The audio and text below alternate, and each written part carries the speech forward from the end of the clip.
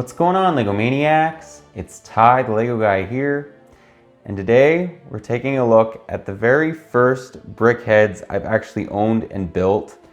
It's the Mandalorian and the Child. That's set 75317. It has 295 pieces, retails for 20 US, and it came out in 2020.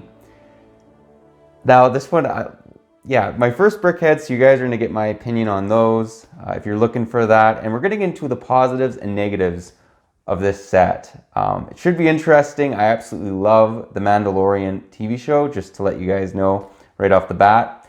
But anyways, enough talk. Let's get right into it.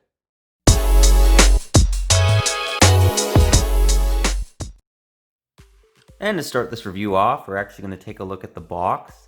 So the first thing I noticed that I actually kind of like is all Brickheadz seem to be numbered. I'm not a Brickheadz expert, okay? But that's at least what it seems like. And I think that's a really cool thing that LEGO's kind of doing. They're like, oh yeah, I own 110 through 114 or not 90 through, whatever, 90 to 100.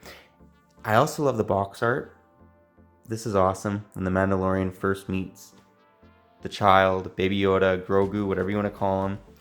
And then on the back, it actually shows him out of his, basically floating crib. That's essentially what Grogu rides in. And then moving it to the side, literally there's just more info, barcode on the bottom. And then on the top, it kind of shows the piece just so you can kind of get a bearing on, the piece sizes and whatnot.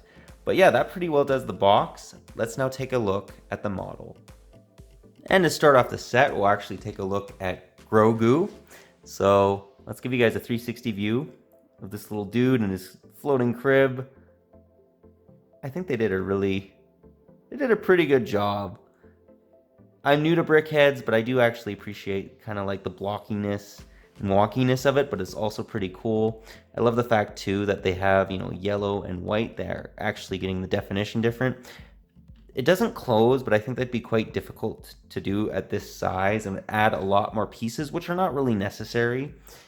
Would have been nice if they kind of had like a little plaque that said Grogu or the Child, and then the same thing for the Mandalorian. Not the end of the world. And the cool thing about him too is you can actually take him out. We'll actually look at him as well out of his crib, and it's just a nice little area where you can see. It's actually quite a sizable little crib as well. And here we have Grogu.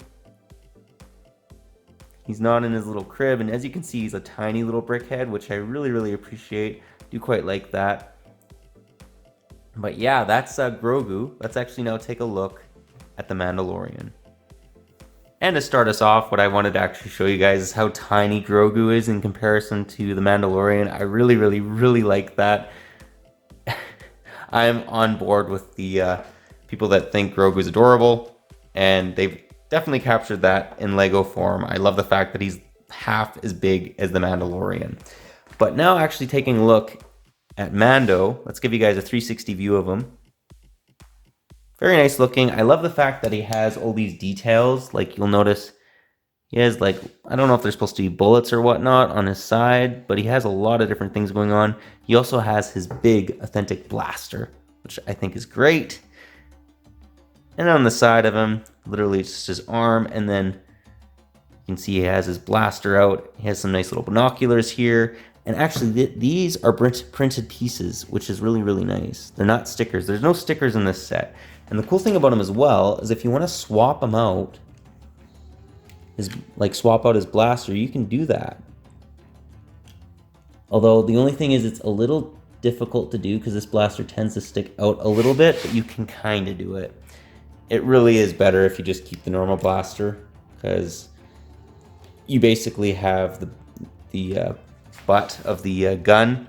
It's sticking out too much, and that's why it's conflicting with it, so you can't hold it out straight. But all in all, nice looking fig. I really do like them. And let's actually just show you guys again the two side by side. I think they just look awesome. They're kind of like the dynamic duo. But yeah, that pretty well does the set. Let's now get into the end of the review and get my final thoughts. Well guys, that was my review. Do hope you enjoyed it. I have to say, I think Brickheadz are fantastic. I really hope to buy more of them.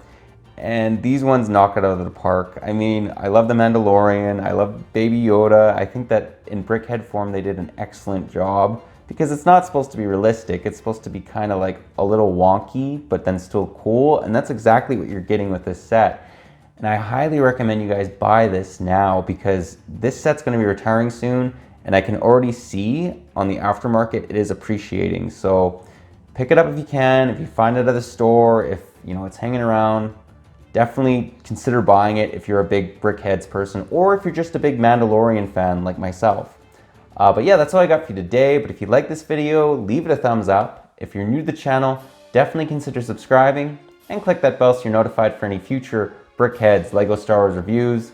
We basically do one every Tuesday and I really enjoy doing them. And again, let me know what your guys' thoughts are on these two dudes. I think they're just really, really good.